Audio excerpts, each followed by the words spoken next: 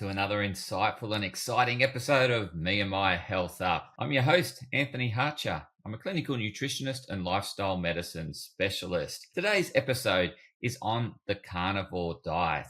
And yes, the purpose of all my episodes is to enhance and enlighten your well-being. So the carnivore diet is certainly emerging as a really, really good alternative to other diets that are out there.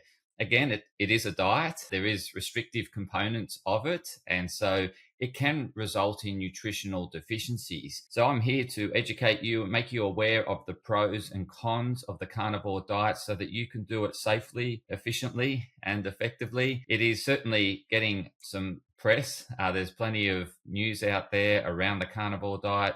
Dr. Sean Baker is a big advocate for this diet. And he's out there publicizing it and influencing people on social media. And there's certainly many medical doctors, more the integrative medical doctors, so the ones that are very open to lifestyle and food as medicine, as opposed to just drugs and surgery. These medical doctors are also advocating the carnivore diet. So there's plenty of strong supportive evidence out there in terms of research. There is plenty of published literature on the effectiveness of the carnivore diet. And this episode is really to bring a summary to you about the carnivore diet, what it is, how it works, and how you can apply it to your dietary regime. So in terms of what the carnivore diet is, we need to define it, of course.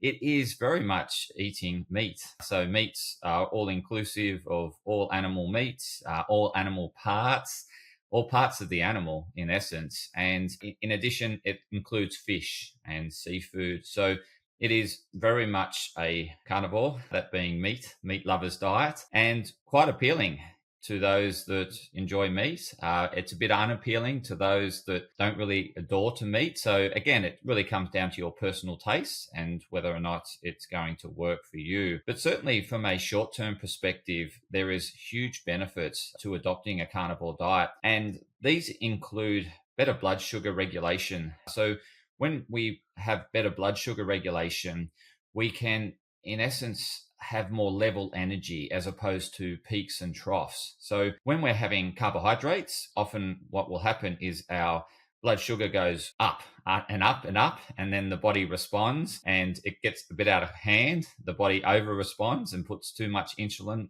into the bloodstream, and then it mops it up and puts it into cells and any additional into storage. So what happens is it overshoots and undershoots, and so you get these peaks and troughs. So upon having carbohydrates, you will experience a peak in terms of blood sugar and energy, a sugar rush, so to speak. However, what happens is then it's inevitably followed by a trough, and so then you essentially get low blood sugar, and then you're looking for a pick me up. And then obviously, what do you go to? Something's going to pick you up, which is more sugar or more carbohydrates. And so what can happen throughout the day is that you're constantly snacking because you're trying to cover for these peaks and troughs of energy, I guess, surges and energy undersurge or energy deficiency. And so what that does is we essentially are constantly snacking throughout the day in order to keep our energy levels up. What the carnivore diet does is rely more on fat for energy, so fat and protein. So in essence, the carnivore diet is all fat and protein. And depending on, I guess, what you're having it with, but really, there's just fat and protein. I'm just trying to think of where the carbohydrates would come from. So it may depend on what you add to the way in which you cook it. There might be a small amount of carbohydrates, but if you're cooking it in fat and you're having meat, then it's predominantly fat and protein.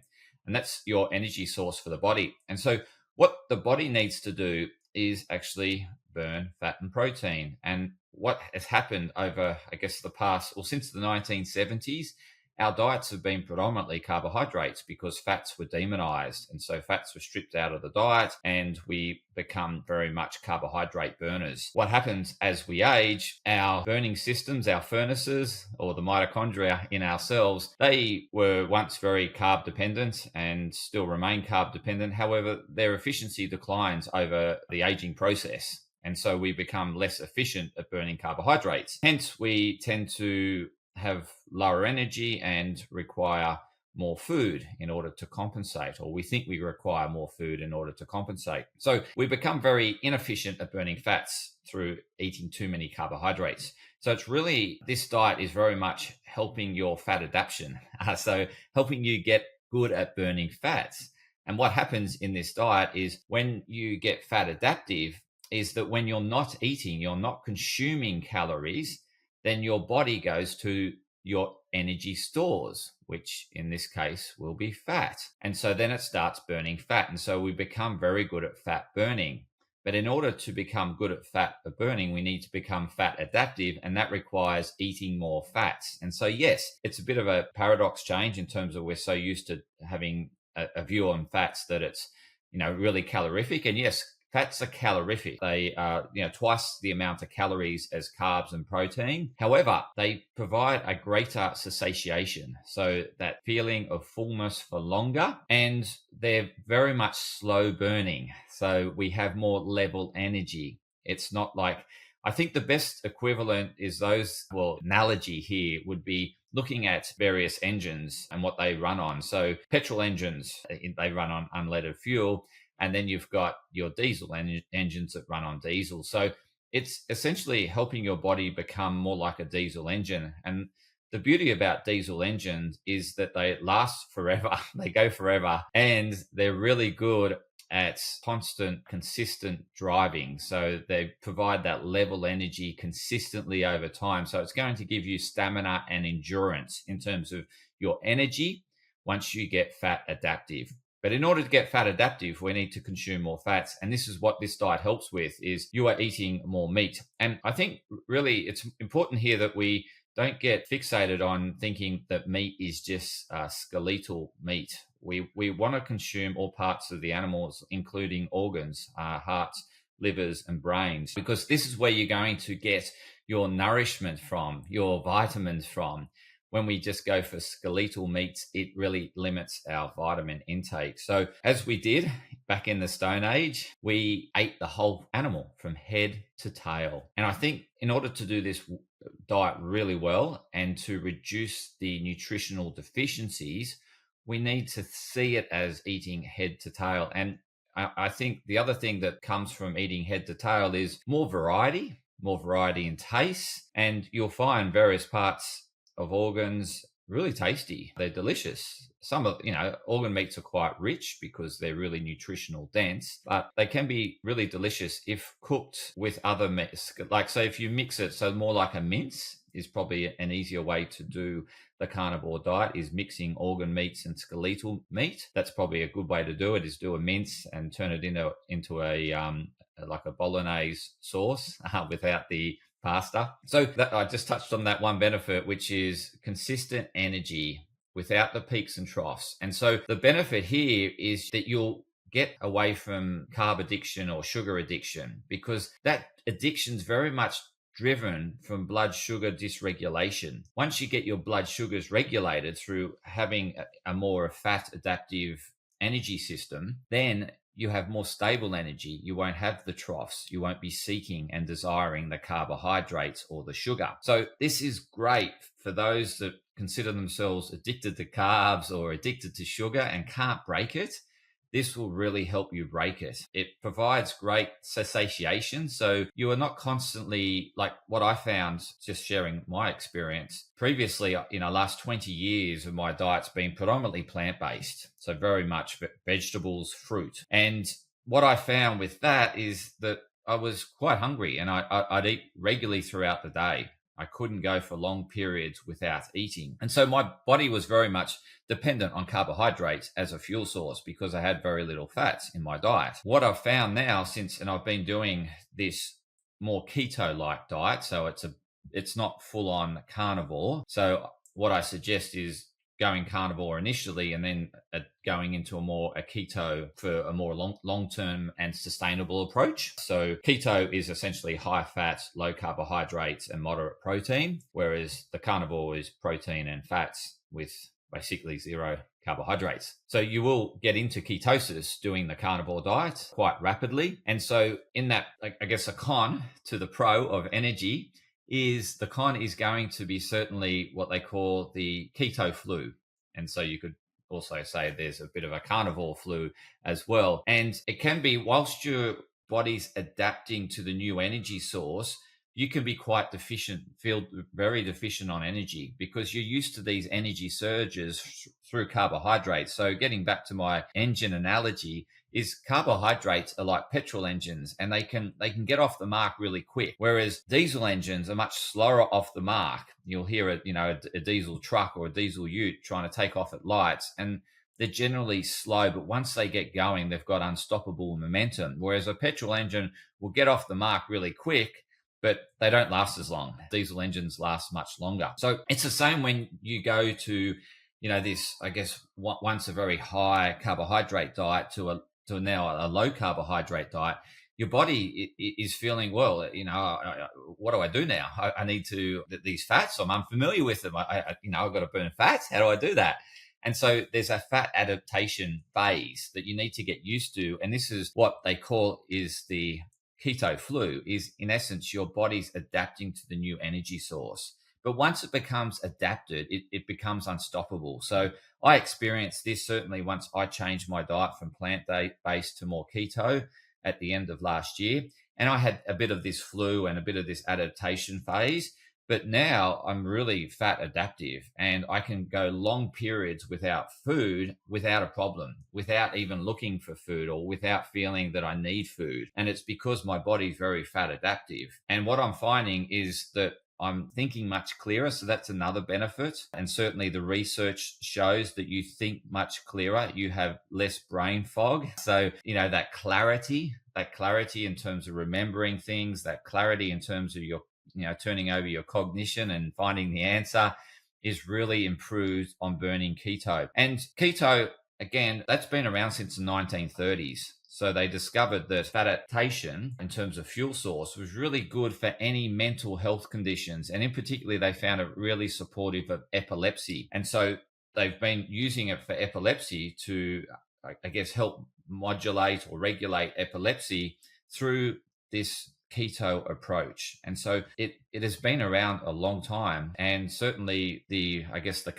more carnivore approach has been around since the Stone Age. And that's a very, 2.6 million years we can go back into prehistoric times. And, back when we were cavemen and cave women, is that we were in periods just eating meats. And there was parts of the world that relied on 100% meat. So if you look at the North Pole, for example, they eat seals and, the sea life, but there's very little fruit and vegetables, pretty much only animals that can survive in those conditions.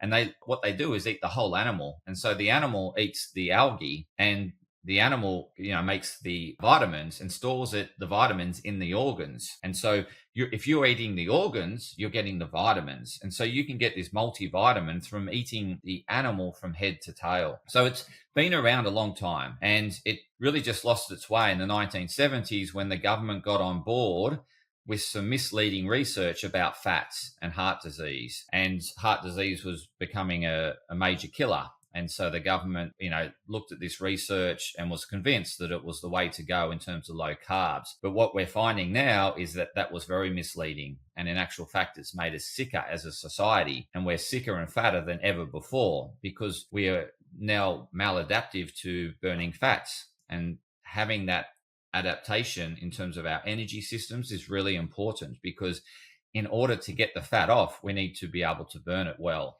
And we need to train the body to burn the fats. We need to eat fats in order to be able to burn fats effectively when we're not eating. So that's another benefit, is the mental clarity. Certainly what we've found with blood sugar dysregulation is that it's a major driver towards heart disease. So type 2 diabetes is strongly associated with heart disease.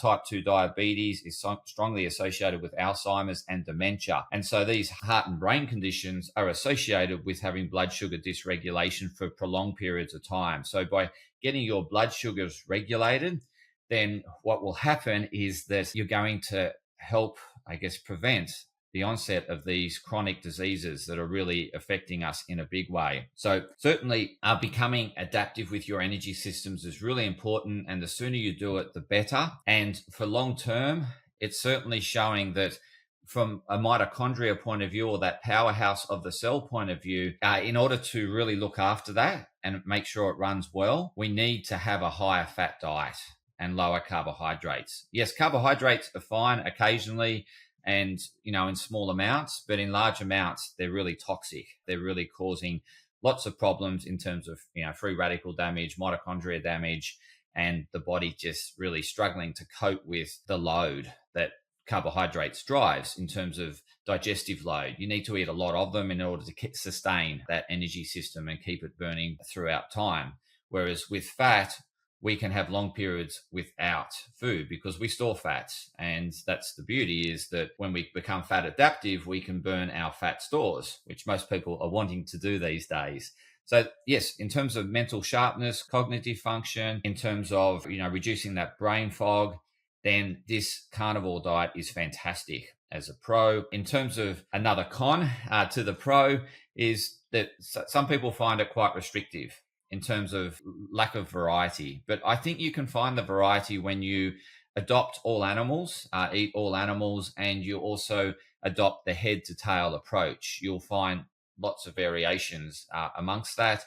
And then making sure that you're, for example, cooking it in really fats, like saturated fats are the best for cooking, such as butter, such as ghee, such as lard, such as beef fat. All these fats are really important. The saturated fats in particular, because they're less likely to become oxidative damaged. So they're less likely to become toxic through heating. So when we heat like polyunsaturated fats, they become rancid very quickly and toxic to our body and cause inflammation. Now, that leads me on to the next benefit of the carnivore diet, is that the research shows that the carnivore diet is anti-inflammatory. And so don't believe all that dogma out there saying that, plant-based is just anti-inflammatory and you've got to cut back on red meats and that causes inflammation. Again, that comes back to omega-3, omega-6 ratios as opposed to meats as itself. So if you do the meats well, it is anti-inflammatory. If you do, obviously, organ meats, incorporate organ meats as well in the diet, because you're getting a better omega-6 to omega-3 ratio. With plant-based, again, that if that omega-6 to omega-3 ratio isn't well managed, then again, you'll get more pro-inflammatory. So omega-6 is more pro-inflammatory, omega-3 anti-inflammatory. And it really comes down to how you cook things. If you're cooking things in seed oils, then that has a higher omega-6 ratio. That's more pro-inflammatory. And as I said, it's more prone to oxidative damage and more free radicals, and it's going to cause oxidative stress in the body. So it's more about that omega-6 to omega-3 ratio. If you're eating organ meats such as brains are rich, like 2/3 in omega-3. So you're going to get your omega-3s through eating organ meats. Obviously, you've got the fishes and the seafood, which contain high amounts of omega-3. And that type of, fat is a lot better utilized within the body compared to plant sources of omega-3. Those plant sources omega-3 aren't really utilized because of the amount of enzymes required to then eventually get the end product that is really helpful for the body. So it actually trumps plant-based omega-3s is the meat carnivore approach many times over. So in terms of the, meats pro-inflammatory, no, it's more the how it's cooked and if you're using seed oils, yes, it will be. If you're frying foods, yes, it will be. So the best, one of the best ways to cook the meats is either poached or in an air fryer.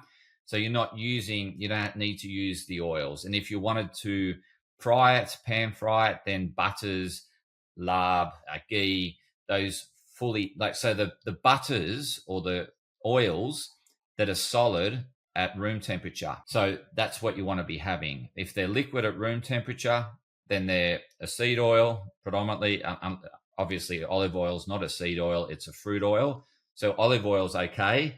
And the ratio of omega-6 to omega-3 is quite good in olive oil as well. But certainly the seed oils are really high in omega-6s. That's the inflammatory, pro-inflammatory. You want to be avoiding them and avoid frying at high temperatures or cooking at high temperatures. You want to minimize it, because when oils get heated, that's when they become toxic. Ideally, oils should be consumed as they are. So I've covered off the blood sugar regulation and, I guess better energy sources and, energy reserves and stamina and endurance with the carnivore diet.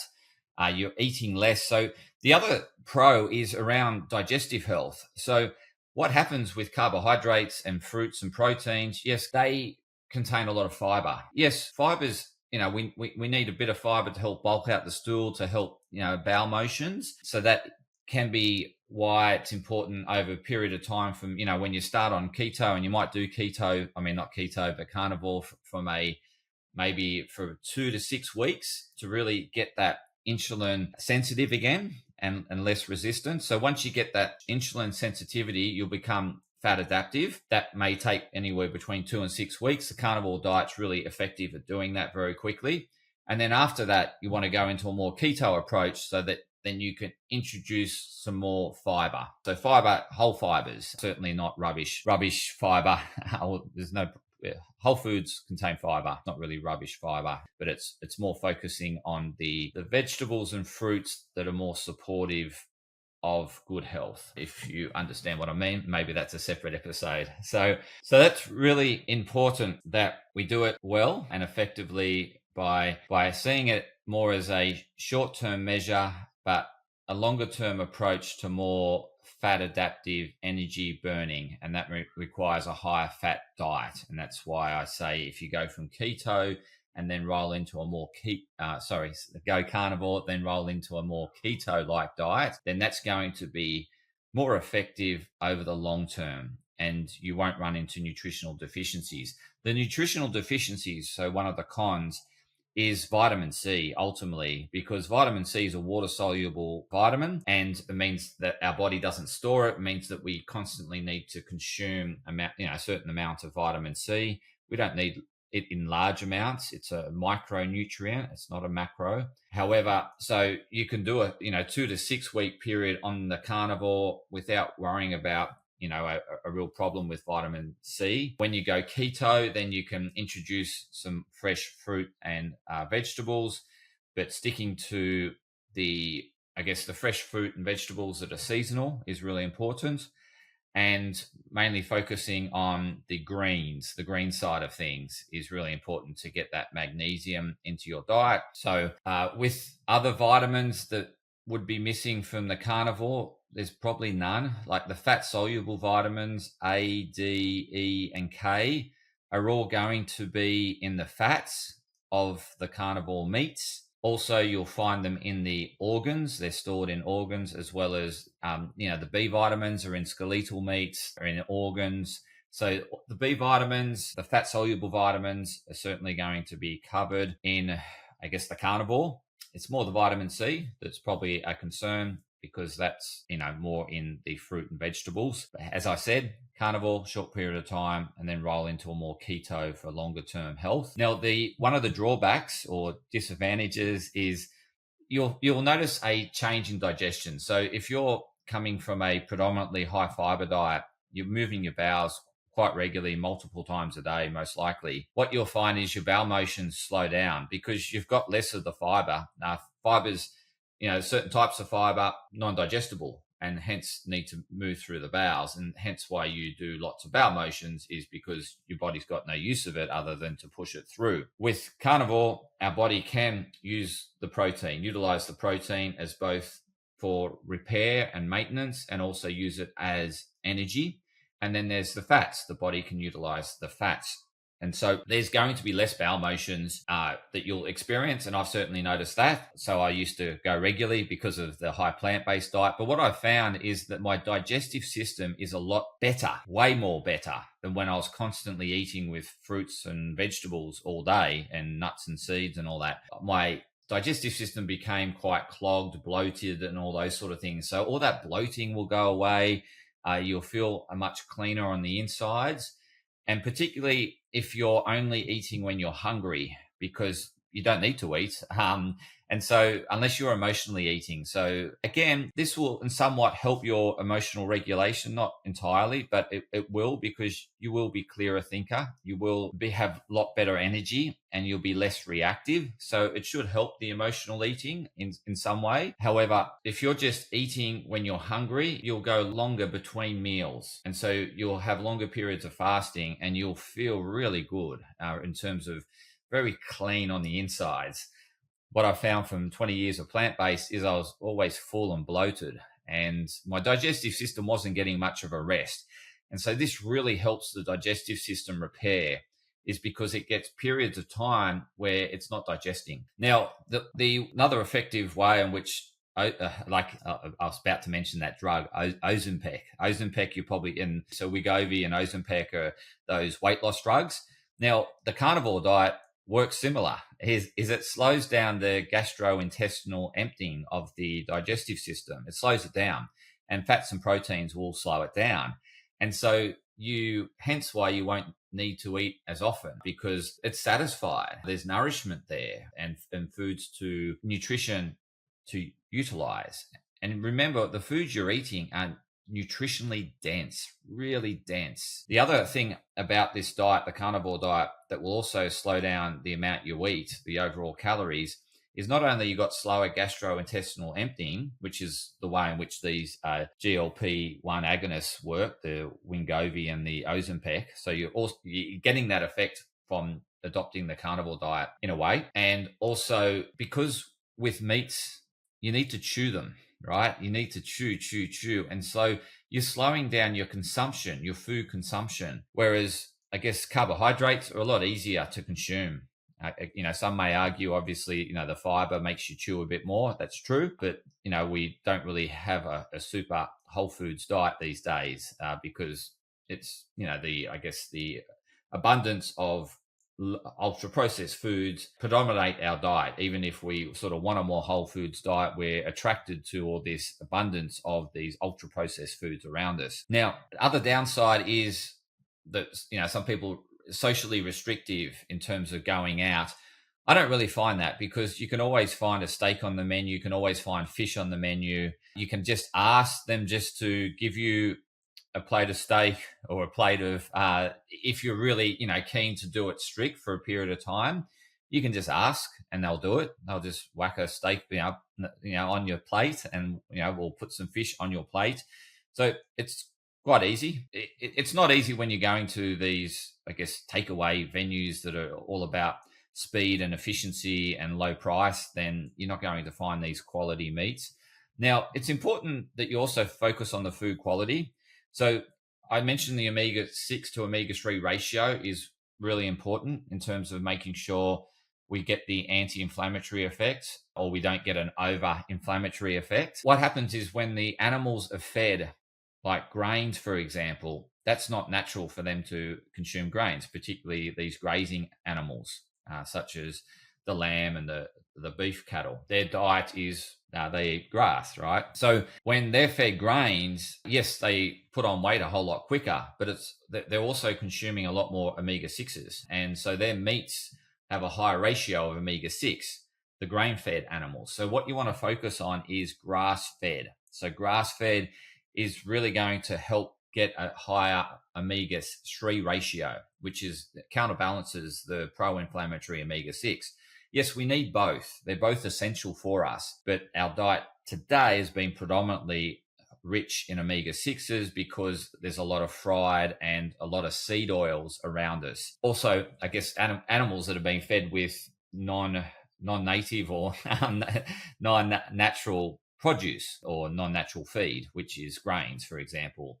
So you want to avoid grain-fed animals and focus on the ones that have a natural food source, which is grass. Grass-fed beef is what you're looking for. So that's really important to make sure that you get this omega-6 to omega-3 ratio well and well managed, and then you'll get the benefits of the anti-inflammatory effect on the body. There is a con potentially with constipation. So the constipation will happen. And That's more that the body's adapting to the change in diet, and also the lower fiber. So that's essentially what it is. But then eventually, if your body gets used to it, and you'll get your bowel motions back. Obviously, once you move from the carnivore to the more keto, you're introducing a bit more plant based. Again, it's low carbohydrate plant based, so you're not eating potatoes and not eating starchy vegetables. You're focused on more of the leafy greens and the lower calorie berries, for example, in the keto approach. So that will give you some more fiber back into your diet. Nuts a good thing to introduce back once you've gone through the hardcore carnivore phase. But if you want quick results in terms of getting blood sugar regulation and achieving fast weight loss, then the carnivore diet is the way to go. And then roll into a keto more like eating. But you don't need to be in a constant state of ketosis. It's just being conscious that you want to have a higher fat ratio in your diet and lower carbohydrates. That's really the important point long term. And again, you can minimize the nutritional deficiencies or eliminate the nutritional deficiencies through doing it well.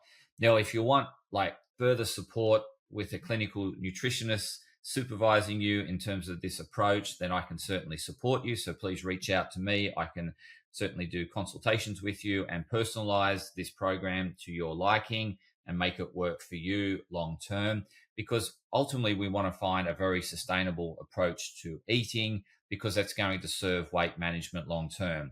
We don't want to be constantly yo-yo dieting. So again, I think, in I guess summarizing what we've covered today, it's really important that you see it as more of a short-term approach.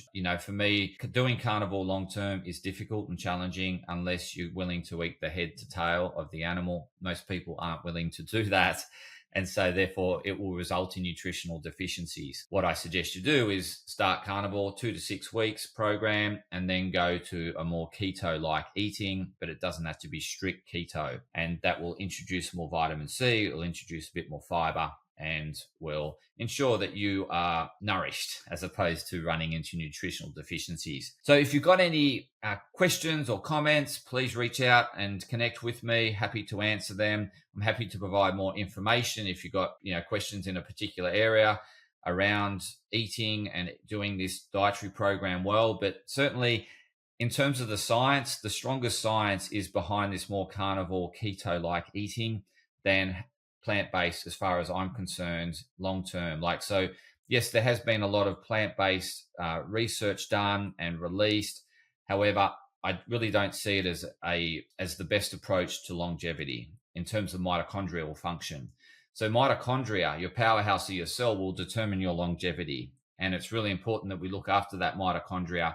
I don't believe a high carbohydrate diet, or predominantly, a high carbohydrate diet, it serves the mitochondria. The research isn't supportive of that. A high carbohydrate diet, which is predominantly a plant-based diet, you need to consume a lot of grains, nuts and seeds in order to get the protein requirements, meet the protein requirements. That is obviously going to result in a high carbohydrate consumption. And that long-term, for longevity, I don't see it as being ultra supportive. I see more a better, more keto approach long term for longer longevity. But again, it does come down to personal preferences.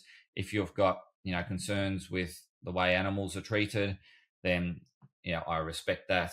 And so obviously stick with your plant-based diet. I ultimately see us as this is the most harmonious approach to life, because ultimately this is all part of the evolution of life. We become plant matter. Plants use us and our matter in order to then feed the animals, and then we feed off the animals, and it's just this circle, and it's constantly respecting one another. And I think the best way to respect animals in this process is to eat the head to tail, so that we are honoring it, sacrificing its life for us to live, and ultimately the plant will sacrifice will pass away and become food to the plant, which then the plant feeds the animal, and it constantly goes in that life cycle. So again, you can source more ethically based more ethically looked after animals, and so you can find those farmers, and you can also find the farmers that feed the right food to the livestock in order to give you a better omega-6 to omega-3 ratio. So without much more to add, I really hope you enjoyed the episode. Please share and like this to get it out to more people who are looking to do the carnivore-like diet. And if you want support, please reach out to me. I'm happy to serve you and help you along your journey. Until next episode, continue to health up.